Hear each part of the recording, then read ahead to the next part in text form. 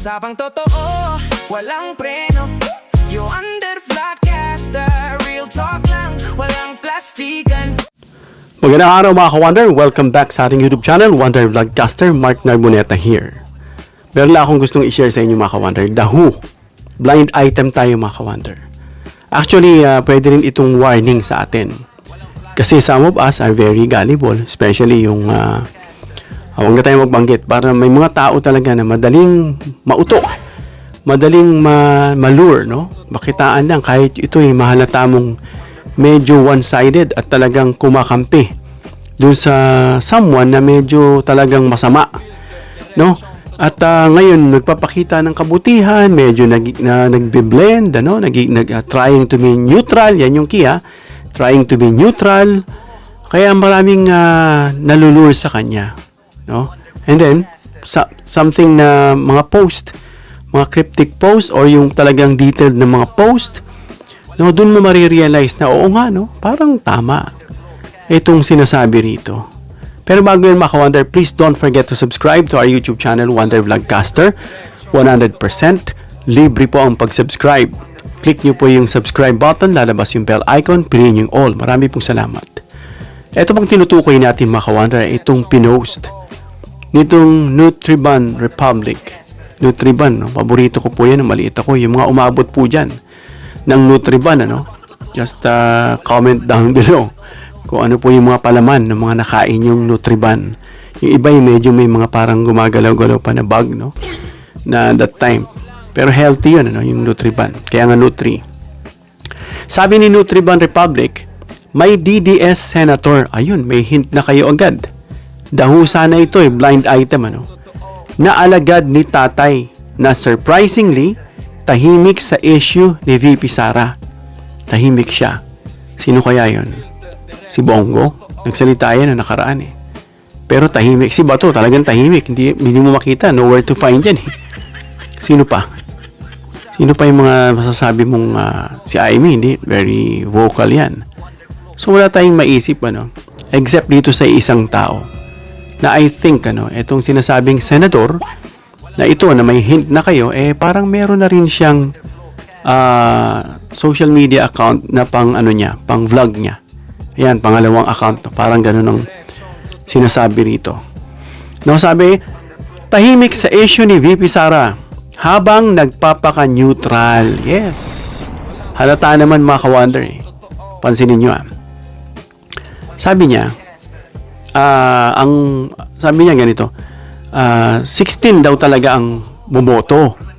16 daw talaga. Parang siya na yung nag-decide sa lahat. No, out of 24. So, 16.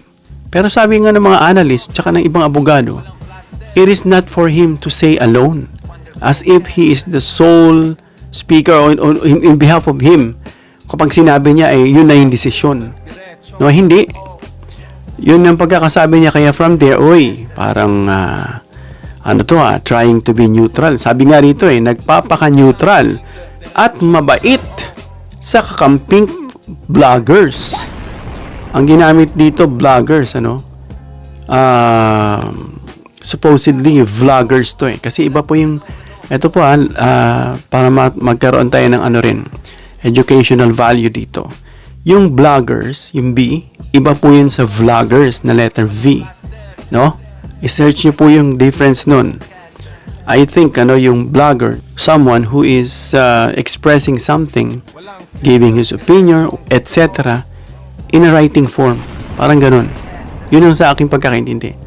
While itong mga vloggers, ito yung gumagawa ng video.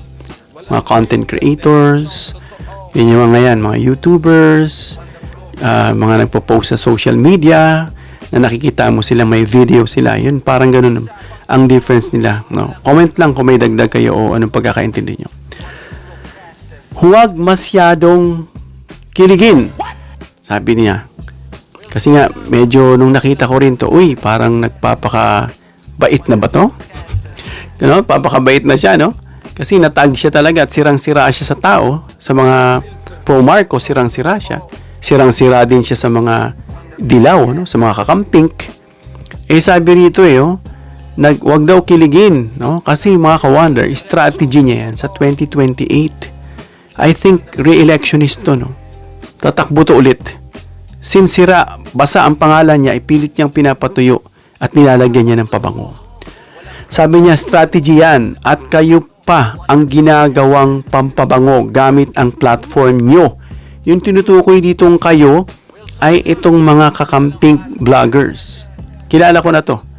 Itong tinutukoy nila na senador. No? Para bumango siya at ginagamit yung platform nitong mga kakamping vloggers. Perhaps parang ano to, no? Reciprocal or reciprocity exchange. Parang scratch my back and I'll scratch yours in a good way, ano?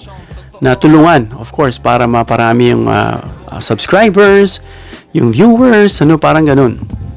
But then again, sino itong senador na ito? Yan ang ating tanong. Ito po yan, mga ka-wonder.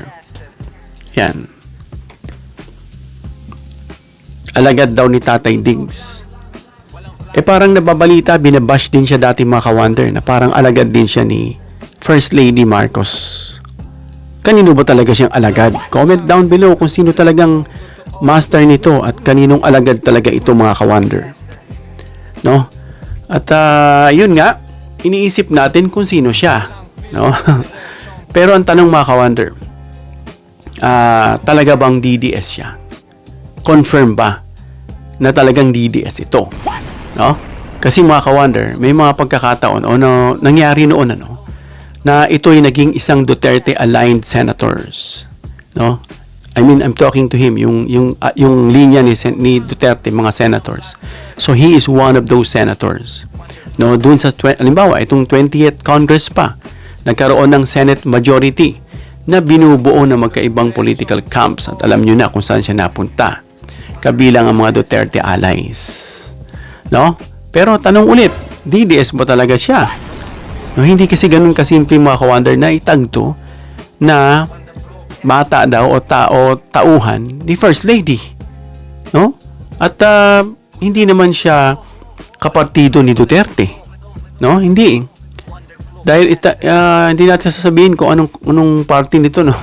Comment nyo, mga ka-wonder, kung ano yung party nito na alam nyo. No? At hindi rin siya isang official na leader ni Duterte o ng Duterte Party. Hindi rin eh. Kaya mahirapan din tayong sabihin na talagang DDS to. So ano naman yung sinasabing agenda niya, mga ka-wonder? No? Kasi ang posibleng pangunahing agenda niya ay yung political independence at positioning sa darating na 2028 election. No? Kasi hindi kinakailangan, mga ka-wonder, no, na maging solid ka na DDS o solid na pink. No? Kasi ang ganitong pag-position, mga ka-wonder, nagbibigay na sa isang politician ng flexibility. May ganung vlogger eh. Dati talagang banat siya sa DDS. Talagang baka Marcos siya. Pero nang tumaas na yung kanyang mga subs, no? Mukhang nagiging neutral na siya. At binabanatan niya na rin yung Pangulong Marcos. Kaya yung mga friends kong iba ay nag-unsubscribe sa kanya. No? Kumbaga nawala yung prinsipyo niya. No? Parang, what is the reason? Bakit babanata mo? O kung meron naman, tama naman. Pero kung for the sake na babanatan mo yun para maiangat yung kabila, yun na yung sinasabing nagiging balimbing ka. No? Wag po sana ganun, no? Dapat, kung binanatan mo man, hindi dun for the sake nung kabila na para itaas mo siya. May certain reasons, rational hindi yung makabanat lang kasi meron akong kilala dyan, nagsasalita eh. No? May sarili ring YouTube program, Facebook. Basta lang mapaandar yung bibig niya para mukha siyang relevant, no? Hindi ko lang sasabihin kung sino to, no? Babanat siya sa kay PBBM, babanatan niya rin yung Pangulong Marcos Sr. No? Parang hindi mo alam kung saan siya lalagay. Pero hindi niya binabanatan yung kakulay niya. No? Hindi niya binabanatan.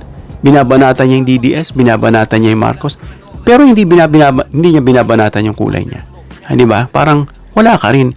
Irrelevant ka rin na magsalita. Dapat neutral ka. No, neutral ka kung babanatan mo yun. Babanatan mo siya for certain reason. Itataas mo isa because there are things na talagang kapuri-puri. Sabi nga, when the credit is due, kailangan mo ibigay sa kanya. No, hindi yung puro banat. No, hindi yung ganun. At yun, balik tayo rito. Pinoposisyon nito, itong senador na to yung sarili niya sa 2028. At alam natin, nagiging flexible yung ganitong style. Pwede siya sa DDS, pwede siya sa pink, dilaw, at sa pula. Ngayon ang tanong, bakit interesante yung connection niya rito sa sinasabing pinklawan o kakampink? Kilala nyo rin to. Actually, na-meet ko rin tong kakampink na ito. Hindi ko na pa makita yung picture. No? Madalas to sa nakikita natin sa Facebook. I'm not sure kung may YouTube to. Parang Facebook, no? At kung totoo yung sinasabing at kakaroon sila ng magandang collab. Yan, sabihin natin, collaboration. Uso yan eh. May mga collab na mababa lang yung subscribers, bago lang, gustong mapabilis. Gustong shortcut, no? Gustong mapabilis, dumami agad yung subs. Didikit doon sa malalaking, may mga lalaking subscribers. May mga ganun, mga ka-wonder, no? Kung nakikita natin yung ganito, pwede natin itong tignan, mga ka-wonder, na bilang political bridge building, no? Sumasama siya sa pink, sa green, sa pula, nagpapagood shot siya, no? Nagbi-bridge siya ng political bridge niya, mga ka-wonder. Pero alam natin yung pagiging magkasundo sa paggawa ng content kasama ang isang pink personality. Yung mga ka-wonder, dun pa lang sa sinasabi pink eh. Hindi automatic, mga ka-wonder, na nangangahulog ang political alliance, no? Kasi maaring gusto niya maging kandidato na kayang tanggapin ng iba't ibang grupo, Duterte voters, Marcos aligned voters, yung mga independents, yung mga dating kay Isko na blue kay Pacquiao, at yung mga ilang moderate opposition voters na nasa gitna lang, ano. Yun yung unang senaryo. Pangalawa, yung sinasabi nating independent power broker. Hindi niya kailangan pumili, mga ka-wonder, agad sa DDS o sa pink.